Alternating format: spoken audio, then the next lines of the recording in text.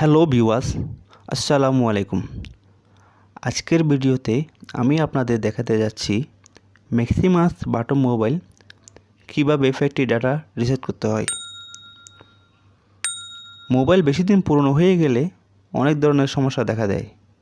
এই সমস্যাগুলোর সমাধান কোনো সেটিংসে পাওয়া যায় না, যার একমাত্র সমাধান হলো রিসেট দেওয়া। আমার হাতে থাকা মোবাইল দিয়ে দেখিয়ে দিব কীভাবে রিসেট দিতে হয়। আপনারা দেখতে পাচ্ছেন আমার হাতে একটি ম্যাক্সিমাস M1112C মডেলের মোবাইল সেট আছে। আমি এখন এই মোবাইলটিকে রিসেট করব। প্রথমে আমি আমার মোবাইলের মেনুতে গেলাম, তারপর সেটিং অপশানে গেলাম। এরপর ফোন সেটিংস নামে একটি অপশান আছে, আমি সেখানে গেলাম। সেখানে আপনি একদম নিচে দেখতে পাবেন রিস্টোর ফ্যাক্টরি নামে একটি অপশান আছে, সেটিতে ক্লিক করলাম।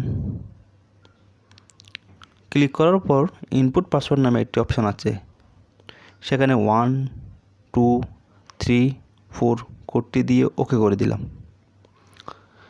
দেখুন ফোনটি নিজে নিজে অফ হয়ে আবার নিজে নিজে অন হয়ে গেল, অর্থাৎ রিস্টার্ট হয়ে গেল। এটি হলো ম্যাক্সিমাস কিপ্যাড মোবাইল রিসেট করার নিয়ম।